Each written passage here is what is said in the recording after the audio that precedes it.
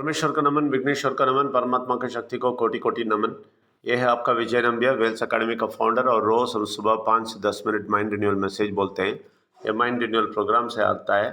और mind renewal programme के बारे में कल हम बहुत कुछ सोचा है, तो गलत हिसाब लिया है कि हमने ईयर 2000 में परमेश्वर को जाना और 2001 तक 1 साल हो गया था।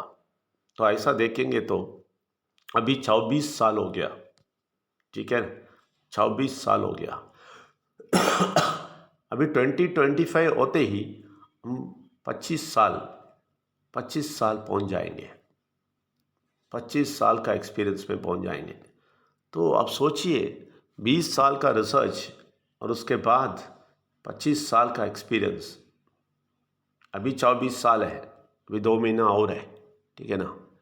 तो हम नहीं जानते थे, पिछले साल ही 24 का था, तो 24 साल हो गए।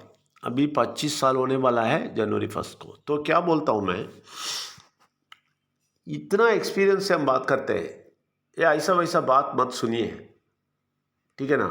आपकी ज़िंदगी का क्वार्टर पीरियड का एक्सपीरियंस है। ओके, 100 साल जीते हैं तो उसका क्वार्टर 25% हो गया। उतना एक्सपीरियंस आप सुन रहे हैं, ठीक है ना। ज़िंदगी का एक्सपीरियंस, ज़िंदगी में, ठीक है ना, वो एक्सपीरियंस हुआ है।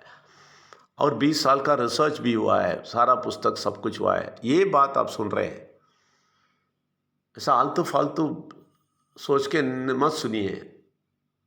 ये बहुत बहुत गहराई एक्सपीरियंस से बात कर रहे हैं, इसलिए उसको ऐसा समझ के सुनिए। और सुबह ये मैसेज बोलते हैं, रात को 9 से 9:30 बजे तक हिंदी में बोलते हैं, 9:30 से 10 बजे तक इंग्लिश में बोलते हैं। इसका ट्रांसलेशन भी तेलुगु में होता है। कभी कभी आके सुन के आपको कोई फ़ायदा नहीं मिलने वाला है, निरंतर सुनना है।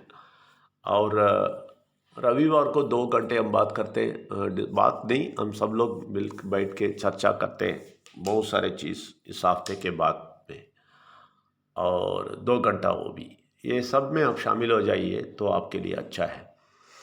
और एक डिस्क्लेमर देना चाहते हैं, हम किसी धर्म को नीचे नहीं डालते हैं, किसी को टेस्ट नहीं पहुंचाते हैं। सब धर्म बोलने वाले परमात्मा को ऊपर उठा के दिखाते हैं, सत्य बोलते हैं, लेकिन कड़वी सत्य बोलते हैं। ये कड़वी सत्य 100% आपको मीठा बनाएगा, आपका ज़िंदगी को भी मीठा बनाएगा, लेकिन निरंतर सुनना है और गहराई से सुनना है। सबको स्वागत है। अभी 8 हफ्ते हो गया परमेश्वर का आवाज़ सुनने के बारे में बहुत सारे चीज़ हमने अभी तक बताया। तो कल हम बताया कि परमेश्वर के, परमात्मा का शक्ति के मन से सब कुछ सोचना है। तो आपके बुद्धि है ना, सर पे जो बुद्धि है ना, उसके मन से सोचेंगे आपको कुछ नहीं समझ में आएगा, हम बोले थे। Excuse me. तो आप समझ लीजिए, तो ऐसा सोचेंगे आपको कुछ समझ में नहीं आएगा, इसलिए अंदर से सोचना है बोला।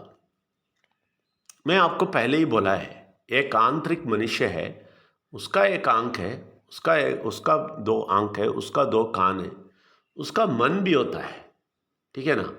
तो वो मन भरा हुआ है, परमात्मा का शक्ति से भरा होना चाहिए। बुरा शक्ति से भरा हुआ आंतरिक मनुष्य भी लोगों को है, लेकिन उसको दबा के, उसको कत्ल करके एक नया आदमी आना है, नया आदमी उत्पन्न होना है। तो वो नया आदमी परमेश्वर का आवाज़ से भरा हुआ होगा, परमात्मा का शक्ति से भरा हुआ होगा। ऐसा एक आंतरिक मनुष्य आपको चाहिए।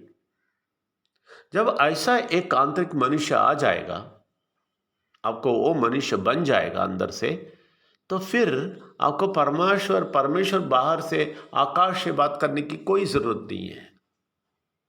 ये परमेश्वर का सिस्टम है, उसकी कोई ज़रूरत नहीं है। आपके अंदर के आंतरिक मनुष्य आपको सब कुछ बताना शुरू कर देगा, ये समझ लीजिए। लेकिन ये आंतरिक मनुष्य सच्चाई से बहुत बलवान होना चाहिए। मनुष्य है यार, मनुष्य कोई भी हो, ये आंतरिक मनुष्य है ना, बलवान होना चाहिए। परमात्मा का, परमेश्वर का, विघ्नेश्वर का अच्छी तरह जानने वाला होना चाहिए। वो अच्छी तरह समझने वाला होना चाहिए। वो बुरा शक्ति को हटा के अच्छा शक्ति को अच्छी तरह ग्रहण कर किया हुआ मनुष्य होना चाहिए। और ये मनुष्य अंदर से इतना सारा शक्ति पाके बहुत बलवान होके खड़ा होएंगे, तो वो आपको रास्ता दिखाएगा। वो रास्ता दिखाएगा, वो बताएगा, अरे ये करो, वो करो। हाँ हाँ। और आपको मालूम है, एक बहुत बड़ा युद्ध डिक्लेयर होएगा। युद्ध क्या है? बाहरी मनुष्य और आंतरिक मनुष्य, ये दोनों को युद्ध होएगा। ये बाहरी मनुष्य है ना, ये सब कुछ देखता है ना, पंचभूत इस पे काम करता है, आंख कान सब बाहर के सारा दुनिया देखता है, तो ये घसीटा जाता है, घसीटा जाएगा। लेकिन आंतरिक मनुष्य, अगर एक और बात बोल देता हूँ, सब आंतरिक मनुष्य नहीं। आप एक बार दो बार माइंड रिडल सुन के फिर से नहीं बोलना हाँ मेरा आंतरिक मनुष्य बात करता है, ऐसे भी लोग बोलेंगे, यही प्रॉब्लम है। ऐसा नहीं, आंतरिक मनुष्य बलवान होना चाहिए, वो सारा शक्ति लिया हुआ मनुष्य होना चाहिए। वो सारा परमेश्वर के, परमात्मा के, विघ्नेश्वर के बारे में जो भी हम बोलते हैं वो सारा चीज़ अंदर लिया हुआ आदमी होना चाहिए। वो शक्ति से सब कुछ अंदर ग्रहण किया हुआ आदमी होना चाहिए। ऐसा वाला व्यक्ति अंदर का आंतरिक मनुष्य है तो आप बच गए। क्यों? क्योंकि वो आंतरिक मनुष्य आपको सब कुछ समझा के आगे लेके जाएगा।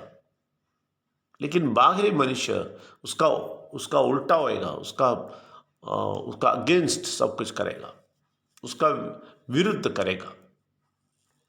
तो इसको ओवर पावर करके, ये आंतरिक मनुष्य इसको ओवर पावर करके बोल रहा है नहीं इस तरफ जाओ, तो ऐसा आंतरिक मनुष्य को समझने वाला मनुष्य आप बन जाएंगे। आपका जिंदगी जैसा सफलता जिंदगी किसी को नहीं मिलेगा, मैं गारंटी देता हूँ। ऐसा एक आंतरिक मनुष्य को, एक बलवान मनुष्य को आप बनाएंगे, और वो आंतरिक मनुष्य आपको सब कुछ समझाएगा, बताएगा, और उस आंतरिक मनुष्य आपका बाहरी मनुष्य को जीत लेगा। फिर देख लीजिए आपका जिंदगी पावरफुल हो जाएगा। इसलिए आकाश से परमेश्वर बात करने की जरूरत नहीं है, अंदर से आपका आंतरिक मनुष्य आपको सब कुछ बताएगा। लेकिन प्रॉब्लम यह है, आंतरिक मनुष्य को शक्तिशाली बनाना है, परमात्मा के शक्तिशाली बनाना है। दुनिया के शक्तिशाली बन के वो बैठा है अभी।